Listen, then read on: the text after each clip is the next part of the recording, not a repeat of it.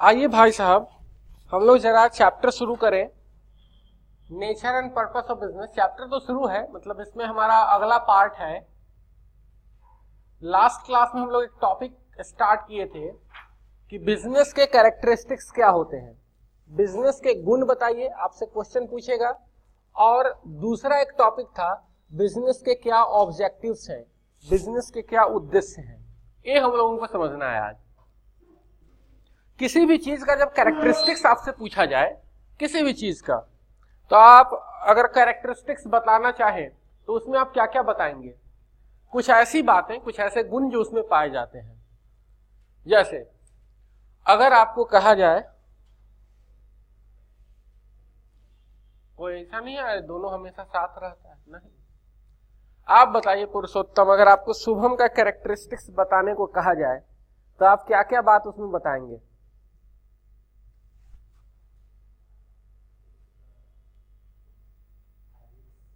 Habits बताएंगे, है ना। और उसके मेरिट्स और डिमेरिट्स बता सकते हैं। कैरेक्टरिस्टिक्स में मुख्य रूप से आप दो ही चीज बताते हैं। जो भी बात आप बोलेंगे या तो उसका मेरिट होगा या फिर उसका डिमेरिट होगा। जैसे आप बोले एकदम चुपचाप शांत बैठा रहता है, फिर उसके बाद बोले खाली क्लास में, उसके बाद बाहर निकल के देखिए क्या करता है ना। तो आप एक मेरिट बताए और एक डिमेरिट बताए, है ना। ये 12 घंटे पढ़ाई करता है, एक मेरिट है। बाकी के 12 घंटे सोता है, यह एक डिमेरिट है। तो कैरेक्टरिस्टिक्स अगर आप बता रहे हैं तो आप उसके मेरिट्स डिमेरिट्स बताते हैं। हम आपको बिजनेस का कैरेक्टरिस्टिक्स बताने को बोले तो बिजनेस में क्या मेरिट्स हैं, उसके क्या डिमेरिट्स हैं, उसमें क्या गुण है, ऐसी कौन कौन सी बातें हैं जो बिजनेस में पाई जाती है, ये आपको बताना है। कुछ पॉइंट बहुत ही सिंपल है, बहुत ही सिंपल, जो समझाने की जरूरत नहीं है। सबसे पहला एक कह रहा है कि बिजनेस बताइए कौन सा एक्टिविटी है, इकोनॉमिक एक्टिविटी। बात समझाने की है क्या? नहीं। पता है इकोनॉमिक एक्टिविटी क्यों है? क्योंकि बिजनेस किया जाता है प्रॉफिट अर्निंग के लिए। जब भी आप बिजनेस करते हैं तो आपका उद्देश्य क्या होता है? प्रॉफिट कमाना, मुद्रा कमाना। तो भाई साहब, बिजनेस एक आर्थिक क्रिया है और बिजनेस करके हमारा उद्देश्य होता है प्रॉफिट कमाना। यहां तक ठीक है। अब आगे देखिएगा, सबसे जो इंपॉर्टेंट कैरेक्टरिस्टिक्स है ना बिजनेस का, वो है रिस्क। रिस्क। और यही कारण है कि ज्यादातर लोग बिजनेस करना पसंद नहीं करते हैं।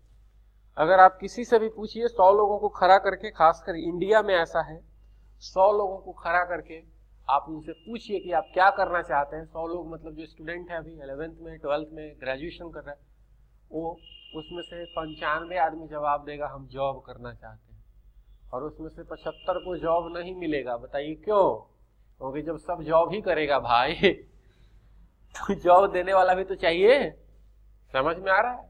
तो जॉब देने वाला 5 आदमी बोलेगा हम बिजनेस करेंगे, 95 आदमी बोलेगा हम जॉब करेंगे, तो 5 आदमी मिलके 95 आदमी को काम पे रखेगा, तभी तो बनेगा रेशियो ना। अभी तो संभव है नहीं, मशीन का जमाना है, एम्प्लॉयज कम लगते हैं और मशीन ज्यादा लगता है।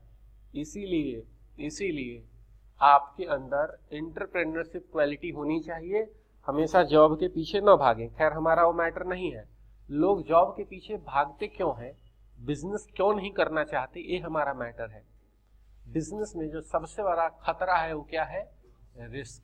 रिस्क मतलब क्या होता है सर? रिस्क मतलब होता है डर लग रहा है आपको कहीं प्रॉफिट न हो जाए, उसी को हम क्या बोल रहे हैं? नहीं, डर लग रहा है किस चीज का? लॉस का। Fear of loss, chances of loss is called what? Risk. समझ में आया? बिजनेस का सबसे बड़ा कैरेक्टरिस्टिक्स है इसमें रिस्क होता है। लेकिन बिजनेस का एक और कैरेक्टरिस्टिक्स है, इसमें बहुत प्रॉफिट होता है। समझ में आ रहा है? एक बैंक के क्लर्क की सैलरी कितनी होती है? कितना? 35,000। आपको पता है रोड किनारे जो फास्ट फूड बेचता है, फुचका, पिज्जा, बर्गर, वो भी महीने का 25 से 30 हजार रुपया कमा लेता है बिना कोई रीजनिंग मैथ सॉल्व किए। समझ में आया? दोनों का वर्किंग आवर सेम है। हाँ, लाइफ स्टाइल में निश्चित रूप से फर्क होगा, वो एजुकेशन के कारण है। अगर वो फुचका वाला भी एजुकेटेड होता, ग्रेजुएट, हंसने की बात नहीं है, स्टैंडर्ड ऑफ लिविंग जो है उसका डायरेक्ट रिलेशन एजुकेशन के साथ है। इनकम के साथ तो है ही, इनकम ज्यादा होने से स्टैंडर्ड ऑफ लिविंग बढ़ता है, बट उसका रिलेशन एजुकेशन के साथ है ना। वो एजुकेटेड नहीं है ज्यादा, इसीलिए उसकी स्टैंडर्ड ऑफ लिविंग उतनी अच्छी नहीं होगी। हो सकता है कि वो अपने बाल बच्चों को आगे ज्यादा ना पढ़ा के उसको भी फुचका बेचने में लगा दे, ये अलग बात है। लेकिन अगर आप बात करेंगे कमाई की, तो फुचका बेचने वाला 80% जॉब करने वाले से अधिक पैसे कमा रहा है। लेकिन एक रिस्क है। बैंक का जो क्लर्क है वो सुबह 10 बजे जाएगा, शाम के 6 बजे घर आ जाएगा, और ये बात सर्टेन है कि at the end of the month उसके अकाउंट में 35,000 रुपए आ जाएंगे। लेकिन फुचका वाला हो सकता है कभी 50,000 कमा ले, कभी 35,000 हो जाए, कभी 20,000 हो जाए, कभी लॉस भी लग जा सकता है। फुचका अगर आदमी की जगह कुत्ता खा गया रात में तो घाटा लग जाएगा। समझ में आ रहा है? ये बिजनेस का डिमेरिट है। हम कैरेक्टरिस्टिक्स पढ़ रहे हैं, अभी मेरिट डिमेरिट की बात नहीं कर रहे, हम आपको बोले कि कैरेक्टरिस्टिक्स में दोनों पॉइंट आएंगे। बिजनेस में प्रॉफिट होता है, ये उसका मेरिट है, और बिजनेस में रिस्क है, ये उसका डिमेरिट है। दुनिया में आज तक ऐसा कोई बिजनेस ही नहीं बना जिसमें रिस्क नहीं हो, और अगर कोई भी आप ऐसा काम करेंगे जिसमें रिस्क कम है तो गारंटी है कि उसमें रिटर्न भी कम होगा। दुनिया के 1000 रईस लोगों के नाम बताइए, अमीर लोगों के नाम बताइए, उसमें कोई भी जॉब करने वाला आदमी नहीं होगा, सबके सब बिजनेसमैन होंगे। आप बोलेंगे है ना सर, मुकेश अंबानी रिलायंस कंपनी में जॉब करता है, अरे उसका कंपनी है, उसका बिजनेस है, इसलिए वो काम कर रहा है। समझ में आया? तो पॉइंट हमारा क्या है कि बिजनेस की खासियत यह है कि ये प्रॉफिट देता है, बहुत प्रॉफिट देता है। आप जितना मेहनत करेंगे उतना ज्यादा कमाएंगे, लेकिन डिमेरिट है, कभी कभी सब कुछ ठीक होने के बाद भी लॉस हो जाता है।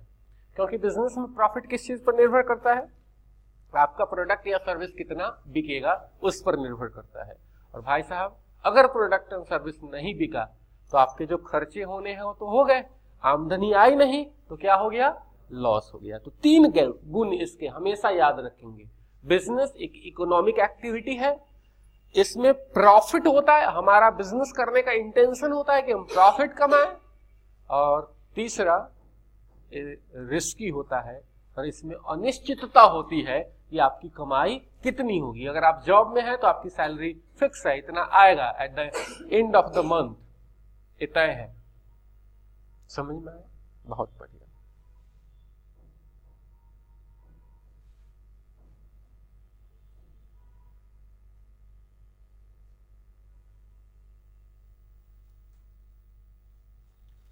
अब देखिए, बिजनेस में कुछ और खास बातें हैं। क्या? हम जब कभी भी बिजनेस शब्द का प्रयोग करेंगे कि हम बिजनेस कर रहे हैं, तो उसमें 2 चीज हो सकता है। या तो हम कोई गुड्स बेचेंगे या खरीदेंगे, खरीद के बेचेंगे, या फिर हम कोई सर्विस देंगे। जैसे कोचिंग हमारा बिजनेस है और हम इसमें आपको क्या दे रहे हैं? सर्विस दे रहे हैं। सामने किराना की दुकान है, वो भी उसका बिजनेस है, वो क्या देता है? गुड्स देता है। तो ये बोल रहा है कि बिजनेस जो है वो डील करता है, बताइए किन चीजों में? गुड्स एंड सर्विसेज में। और सबसे इंपॉर्टेंट बात, ऑन रेगुलर बेसिस। ये महत्वपूर्ण है, रेगुलर बेसिस होना चाहिए। अब सुनिए, रेगुलर बेसिस का मतलब क्या है? हम एक मोबाइल खरीदे, हमको पसंद नहीं आया, चाहे ऐसा हुआ कि हम सेकेंड हैंड मोबाइल खरीदे 8,000 में, 2 ही दिन बाद कोई हमको ग्राहक मिल गया, बोला 10,000 में दे दो, हम दे दिए, प्रॉफिट हो रहा था 2,000 का। बताइए क्या बिजनेस है? रेगुलर बेसिस पर हमें काम, हमको प्रॉफिट अच्छा लगा, हम धंधा ही शुरू कर दिए मोबाइल खरीद के बेचने का। अब क्या हो गया? ये बिजनेस हो गया। अगर आप रेगुलर बेसिस पर गुड्स एंड सर्विसेज में डील करते हैं तो क्या कहलाएगा? लेकिन अगर कभी कभाल करते हैं तो बिजनेस नहीं कहलाएगा। हम एक जमीन खरीदे, थोड़ा सा प्राइस बढ़ गया, उसको बेच दिए, ये बिजनेस नहीं है। लेकिन अगर हम काम ही यही शुरू कर दिए, जमीन खरीदना है और फिर उसको बेचना है, तो ये बिजनेस कहलाएगा। एक और बात, बिजनेस में एक और चीज होता है, प्रोडक्शन और प्रोक्योरमेंट ऑफ गुड्स। एक तो है कि गुड्स हम खरीद के बेच सकते हैं, दूसरा है कि गुड्स हम खुद से बना के बेच सकते हैं। दरअसल आगे चल के हम लोगों को पढ़ना है, कहां चला गया,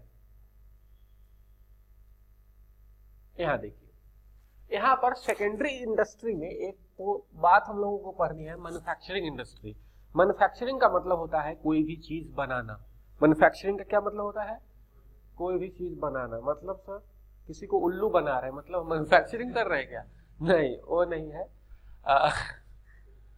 मैन्युफैक्चरिंग का मतलब होता है कि मान लीजिए हमारे पास कोई एक प्रोडक्ट आया, उस पर हम कुछ ऐसा काम किए कि उसके आकार में, उसके गुण में, उसके यूटिलिटी में चेंज हो गया और वो कुछ नया चीज बन गया।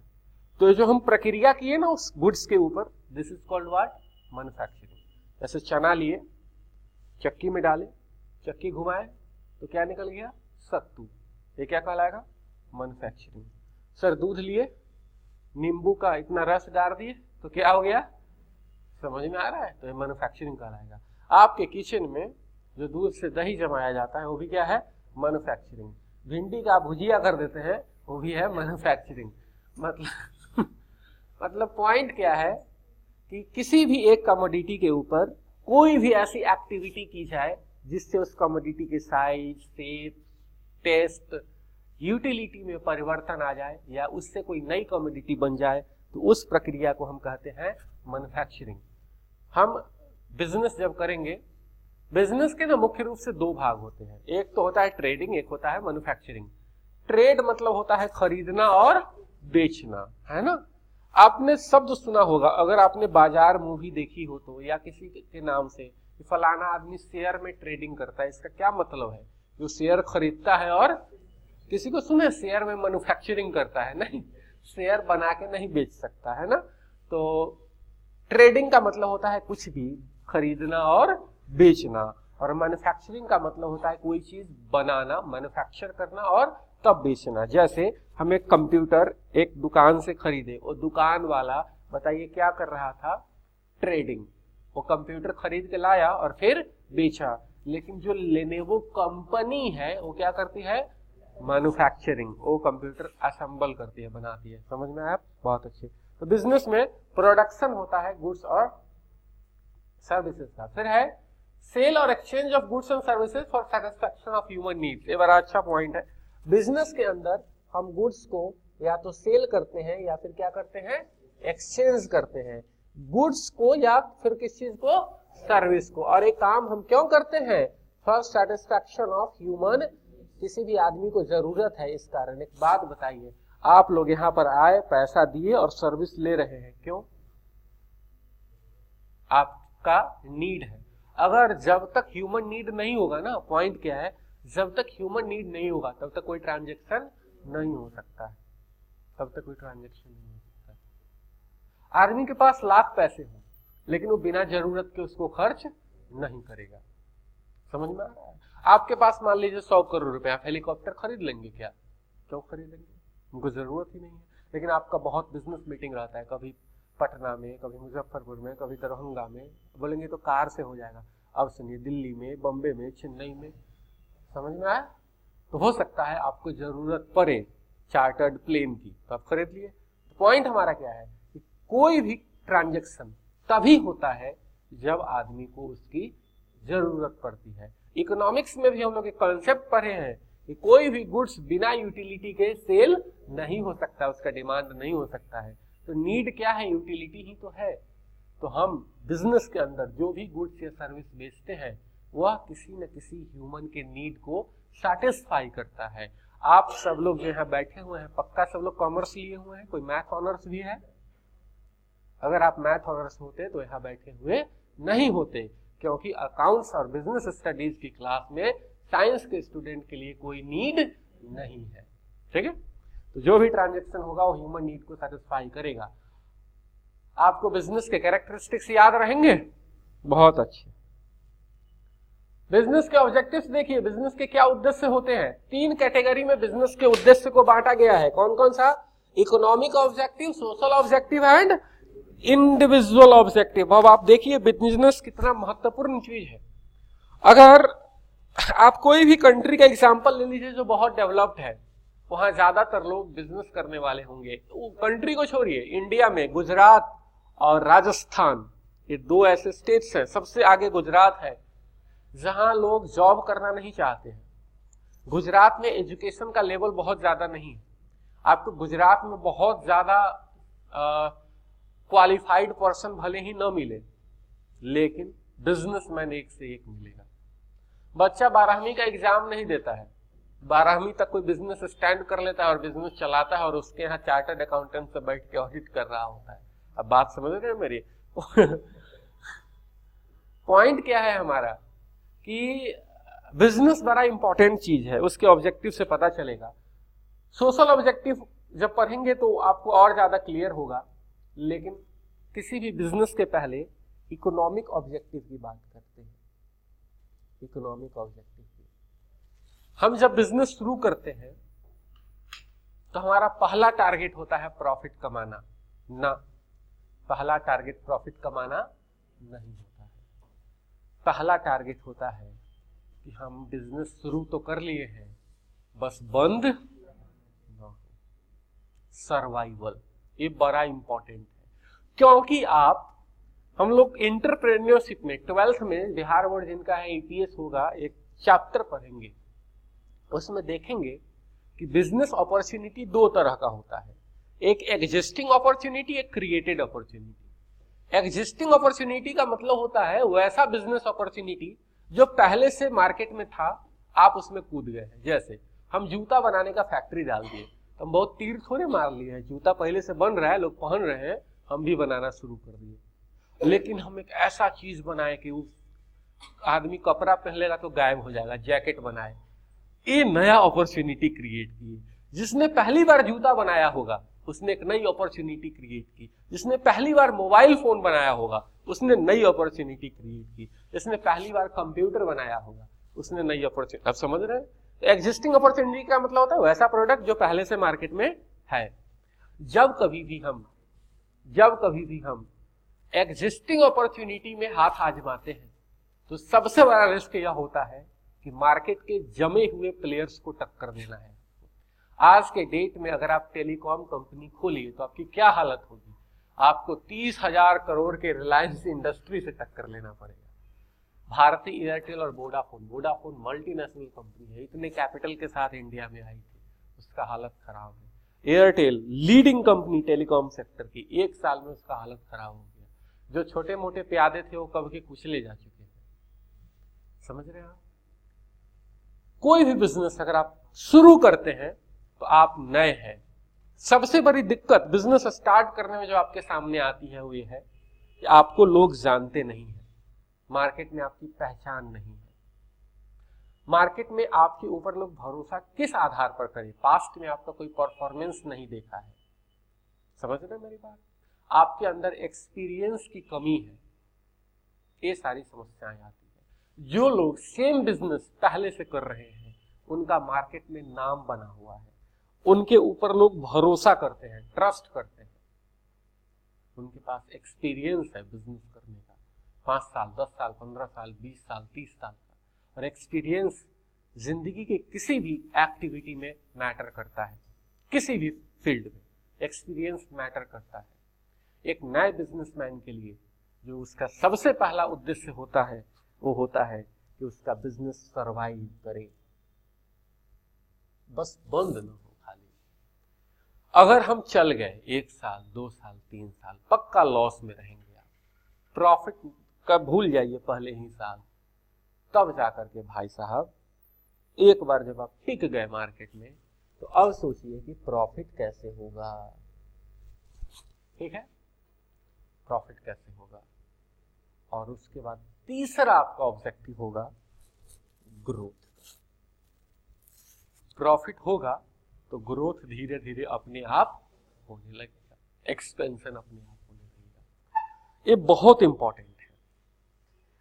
जिन भी लोगों का बिजनेस बंद हो जाता है उनका दिक्कत है कि वो सबसे पहले क्या सोचता है, प्रॉफिट हो रहा है कि नहीं।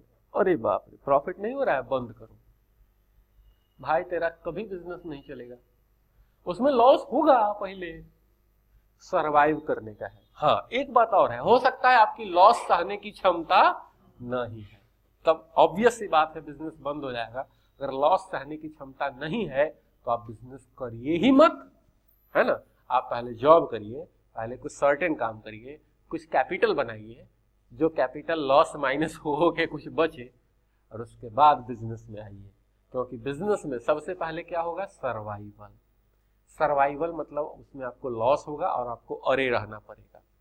धीरे धीरे आपका loss no profit no loss पर आएगा, और उसके बाद होगा प्रॉफिट, और तब जाकर के बात करेंगे किसकी, ग्रोथ की। ये बिजनेस के 3 इकोनॉमिक ऑब्जेक्टिव्स हैं, आपको याद रहेगा कौन कौन सा, सर्वाइवल, प्रॉफिट और ग्रोथ।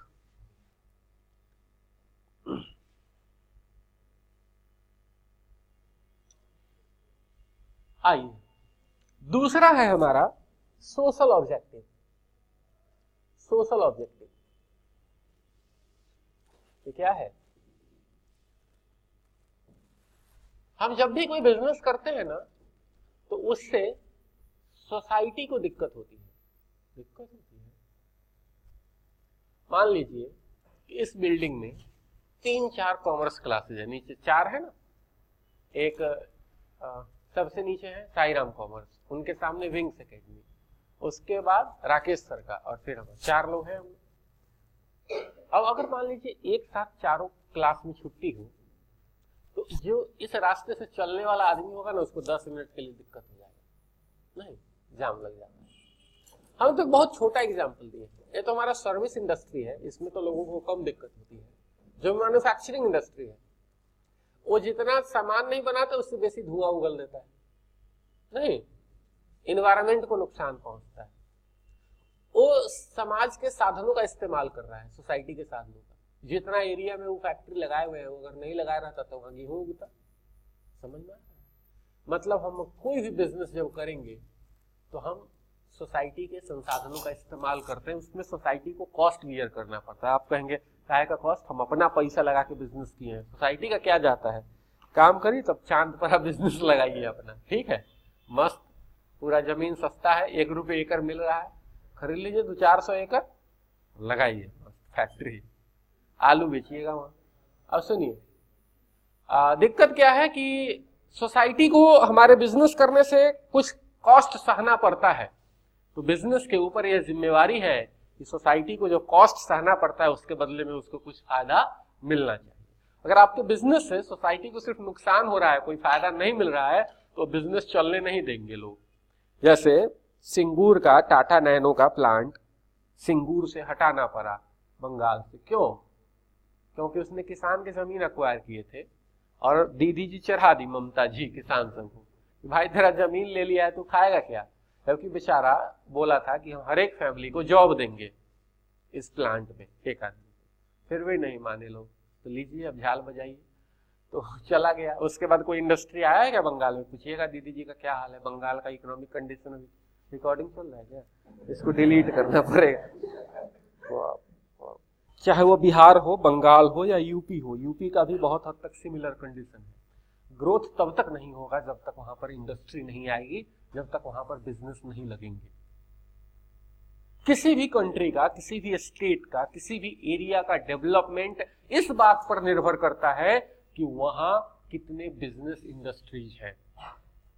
ये बड़ा इंपॉर्टेंट है। और क्यों? क्योंकि बिजनेस सोसाइटी को ये चीजें देती है। सबसे पहला, supply of desired quantity of product. Business का पहला जिम्मेवारी है, बिजनेस का पहला जिम्मेवारी है कि वो सोसाइटी को हर वह प्रोडक्ट मुहैया कराए जिसकी उसे आवश्यकता है, जरूरत है। क्योंकि आपने ऊपर ही पढ़ा है कि बिजनेस में हम जो भी काम करते हैं वो ह्यूमन नीड को सेटिस्फाई करने के लिए करते हैं। तो बिजनेस का पहला सोशल ऑब्जेक्टिव है कि हम ऐसा सामान बनाएं जिससे आदमी का डिजायर पूरा हो। उसके बाद दूसरी जिम्मेवारी है कि आप अवॉइड करें अनफेयर ट्रेड प्रैक्टिसेस। इसका मतलब क्या होता है? अवॉइड करना मतलब टालना, छोड़ना, उससे बच के रहना।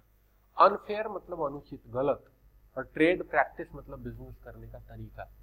आप बिजनेस करने के अनफेयर ट्रेड प्रैक्टिस को न अपनाएं। ये क्या होता है ट्वेल्थ के बिजनेस स्टडीज में पढ़ना है अनफेयर ट्रेड प्रैक्टिस के बारे में, और अनफेयर ट्रेड प्रैक्टिस से बचाने के लिए कंज्यूमर प्रोटेक्शन एक्ट लाया गया उसके बारे में।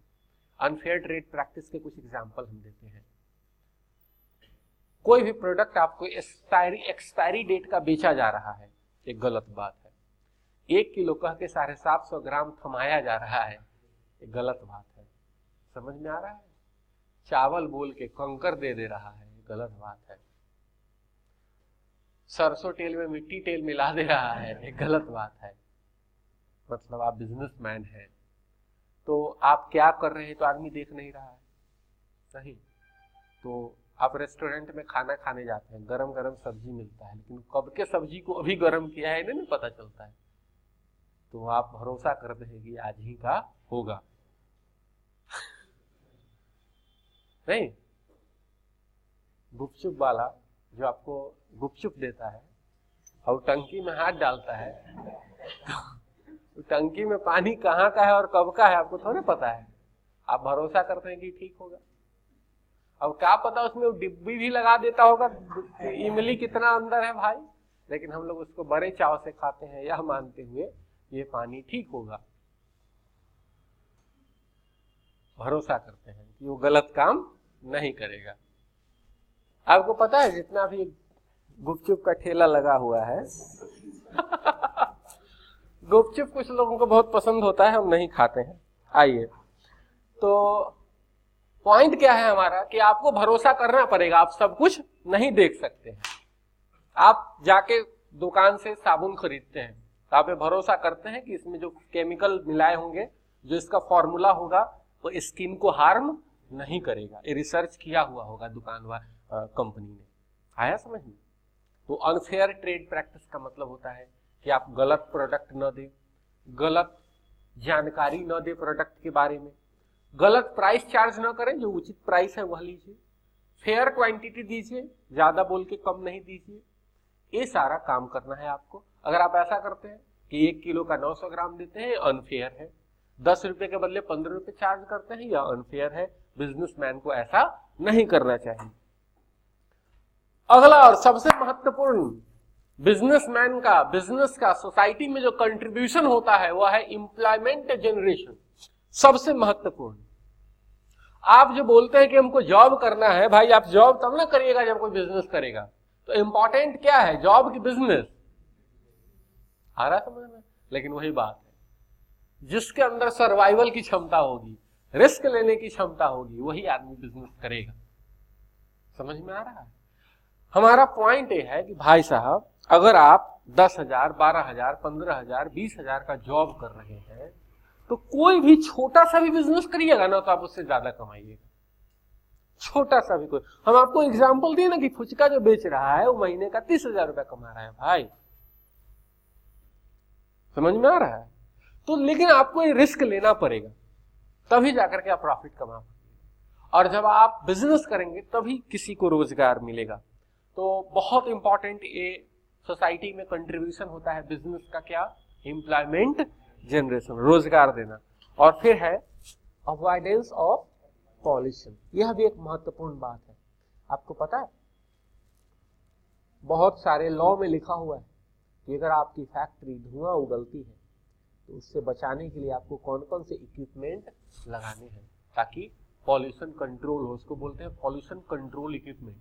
आपको फैक्ट्री के अंदर लगाना पड़ेगा, है ना? आपको मालूम है बाइक जो चलती है या कोई भी गाड़ी 4 व्हीलर, उसका पॉल्यूशन टेस्ट होता है। आपकी गाड़ी अगर धुआं ज्यादा दे रही है, उससे पॉल्यूशन हो रहा है, तो आप गाड़ी रोड पर नहीं निकाल सकते। अलग बात है कि 10 टकिया देके आप निकल जाते हैं नहीं, लेकिन रूल यही है, गाड़ी का लाइफ भी तय होता है 15 साल, उससे आगे आप नहीं चला सकते। क्यों? क्योंकि वो इंजन जो है 15 साल के बाद जब चलेगा तो ज्यादा पॉल्यूशन करेगा। मेन रीजन यह है। तो पॉल्यूशन न हो, ये हम सब की जिम्मेवारी है, खास करके बिजनेसमैन की जिम्मेवारी है जो पॉल्यूशन से बचाएं। बिजनेस करने से किस किस तरह का पॉल्यूशन होता है? अगर आपकी फैक्ट्री है, ट्रेडिंग में बहुत ज्यादा पॉल्यूशन नहीं होगा। अगर आपकी फैक्ट्री है तो सबसे पहला भाई साहब एयर पॉल्यूशन होगा, धुआं निकलेगा फैक्ट्री का। उसके बाद वाटर पॉल्यूशन होगा, साउंड पॉल्यूशन होगा, लैंड पॉल्यूशन होगा, है ना? सॉइल पॉल्यूशन बोलते हैं। ट्रेडिंग में साउंड का, एयर का कोई दिक्कत नहीं है, लेकिन ट्रेडिंग करते समय अगर हम प्लास्टिक बैग का इस्तेमाल कर रहे हैं, प्लास्टिक का जो प्रोडक्ट है ना दुनिया का सबसे खतरनाक चीज है भाई साहब। प्लास्टिक का गुण है वो खत्म ही नहीं होता है। आप उसको 100 साल तक गाड़ दीजिए, उसके बाद वो ऐसा ही निकलेगा, पता नहीं किस चीज का बना होता है। समझ में आ रहा है? तो प्लास्टिक अगर आप इस्तेमाल कर रहे हैं तो ये बहुत खतरनाक है सोसाइटी के लिए। और आपको मालूम है ना, समुद्र का जल स्तर हर साल आधा इंच बढ़ रहा है। धीरे धीरे एक समय आएगा जब समुद्र किनारे के शहर पानी में डूब जाएंगे। तो ये बहुत खतरनाक है, इससे बचने की। चाइना को नया गुल खिलाया है। वो क्या किया है, उधर चांद पे टमाटर उगा रहा है। टमाटर की कथी 2 रुपए है, पागल वाला बात है। हाँ, कपास रुपए। हाँ, अभी फालतू काम देखिए करने का क्या जरूरत था। चांद पे कपास रोप के वहां से ले आएगा, तू कै रुपए किलो पड़ेगा वो, नहीं दिमाग का। अब चांद को भी बर्बाद कर देगा।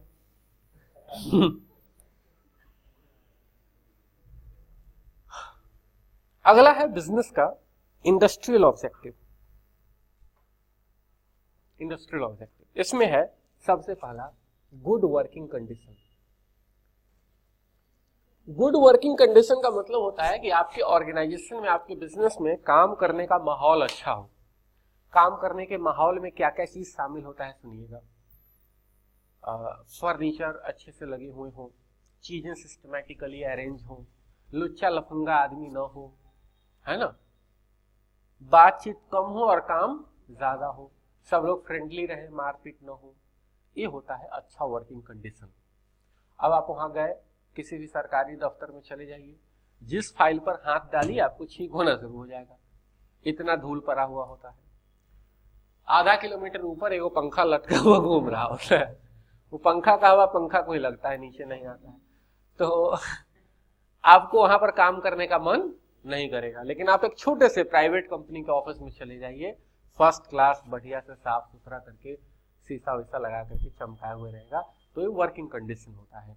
वर्किंग कंडीशन में मतलब काम करने का माहौल क्या होना चाहिए, अच्छा होना चाहिए। अगला है कॉम्पिटिटिव सैलरी। कॉम्पिटिटिव सैलरी का मतलब होता है हम अपने एम्प्लॉयज को जो सैलरी दे वो अच्छा सैलरी दे। मतलब जब वो अपना कंपैरिजन करे दूसरे के साथ तो उसको ये ना लगे कि सेम काम करने का हमको पैसा कम मिल रहा है। समझ में आया? अगर आप अपने एम्प्लॉयज को सैलरी सही नहीं देंगे, कम सैलरी देंगे, तो फिर वो तभी तक आपके पास रहेगा जब तक उसको कोई दूसरा अपॉर्चुनिटी नहीं मिलता, वो छोड़ के भाग जाएगा। और प्राइवेट कंपनी में एम्प्लॉय का छोड़ना और पकड़ना आम बात है। आप देख लीजिए पिछले 6 महीने में न्यूज चैनल के एंकर्स इधर से उधर कितना हो गया, नहीं पता नहीं चलता है कौन चैनल देख रहे हैं, लोगों देखना पड़ता है। इसका उसमें, उसका इसमें आ जाता है। क्या है, पैसा बढ़ा देता है तो छोड़ के आ गया। पॉइंट क्या है हमारा कि एम्प्लॉय का जो कैपेसिटी है, उसकी काम करने की जो क्षमता है, उसका जो स्किल है, उसके बराबर उसको मुद्रा मिलना चाहिए, तभी जाकर के आपका बिजनेस अच्छा चलेगा। क्योंकि बिजनेस भाई साहब आप अकेले अपने दम पर नहीं चला सकते, आपको वर्कर्स रखने पड़ेंगे, और वर्कर्स तभी आपके यहाँ सेटिस्फाइड होकर काम करेंगे जब आप उनको सैलरी अच्छी देंगे। यह बात 12th के बिजनेस स्टडीज में हमको मोटिवेशन टॉपिक के अंदर पढ़ना है कि अगर आप एम्प्लॉयज को अच्छी सैलरी देते हैं तो काम करने के लिए मोटिवेट होता है। आगे नेक्स्ट लेवल में 12th में आपको पढ़ना है। फिर है पर्सनल ग्रोथ। पर्सनल ग्रोथ का मतलब होता है कि आपके जो एम्प्लॉयज हैं, आपके जो वर्कर्स हैं, उसके ग्रोथ के लिए भी आपको काम करना है। ग्रोथ के लिए कैसे काम करना है, हम उसको रेगुलर बेसिस पर ट्रेनिंग देते रहे, नई चीजें सिखलाते रहे, उसको सेमिनार करवाएं, सेमिनार अटेंड करवाएं उसको। मतलब एम्प्लॉय के ग्रोथ के लिए काम करना है। आप बोलेंगे हमको इतना टाइम है, बिजनेस के ग्रोथ के लिए काम करेंगे कि एम्प्लॉय के ग्रोथ के लिए? भाई एम्प्लॉय का ग्रोथ होगा ना तो बिजनेस का ग्रोथ अपने आप होगा। समझ में आ रहा है? पॉइंट क्या है हमारा कि आप पर्सनल के एम्प्लॉयज के ग्रोथ पर जब काम करेंगे तो वह ज्यादा इफिशिएंटली काम करेगा, कम समय में ज्यादा काम करेगा, और तब आपके बिजनेस का ग्रोथ ज्यादा होगा। उसके बाद है पीयर रिकॉग्निशन, और आखिर में है स्पेशल बेनिफिट्स। एक बार देखिएगा पीयर रिकॉग्निशन में क्या पॉइंट लिखा है, किताब दीजिए ना, देख के बता देते हैं। पीयर रिकॉग्निशन का मतलब होता है कि इंप्लॉय अगर कोई काम कर रहा है तो हम उसके काम को अप्रिशिएट करें, मान्यता दें, वाह तुम बहुत अच्छा काम किया, प्रोत्साहन। रिकॉग्निशन का मतलब समझिए, रिकॉग्निशन का मतलब होता है मानना। आप किसी को मान्यता दे रहे हैं, समझ रहे हैं कि इसके काम की यह वैल्यू है। और एक एम्प्लॉय के लिए ना सैलरी से ज्यादा इंपॉर्टेंट उसका रिकॉग्निशन होता है कि ऑर्गेनाइजेशन में उसकी बातों की कितनी वैल्यू है। आपको बात समझ में आ रही है? अगर आप अपने एम्प्लॉय को हमेशा डांट देंगे तुम शांत रहो, तो वो फिर डीमोटिवेट हो जाएगा। तो उसके काम को इनकरेज करना, मानना कि तुम बहुत अच्छा काम किए हो, तुम नहीं होते तो ये नहीं होता, this is called peer recognition. यह मोटिवेशन का एक टेक्निक है, इससे एम्प्लॉय काम करने के लिए मोटिवेट होता है। और आखिरी है स्पेशल बेनिफिट्स। हम वर्कर से काम कराते हैं और उसको पैसे देते हैं, हमारा रिश्ता सिर्फ इतना नहीं रहना चाहिए, हम उसको और भी अदर बेनिफिट्स दें। रहने के लिए हम उसको घर दे सकते हैं, उसको स्वास्थ्य हेल्थ सर्विस दे सकते हैं, उसके बच्चों का एजुकेशन फ्री कर सकते हैं, आने जाने के लिए पैसे दे सकते हैं, साल में 2 फॉरेन ट्रिप दे सकते हैं, एक इधर नेपाल का है, उधर भूटान का। कोई फॉरेन मतलब कोई जरूरी थोड़ा है लंदन जाएगा, है ना? तो बोलेंगे ए बाइक को अपाचे लो, जनकपुर से घूम के आ जाओ, फॉरेन ट्रिप हो गया। तो ताकि वो मोटिवेटेड रहे काम करने के लिए कि हमको खाली सैलरी नहीं अन्य सुविधाएं भी मिल रही है। ये बिजनेस के ऑब्जेक्टिव्स थे। आपको एक पॉइंट याद रहेगा? बहुत अच्छे। तो इस तरह से हमारा टॉपिक हो गया खत्म। Role of profit in business आखिरी टॉपिक है हमारा आज के डिस्कशन का। हम लैपटॉप चार्ज में लगा लेते हैं, फिर बात करेंगे।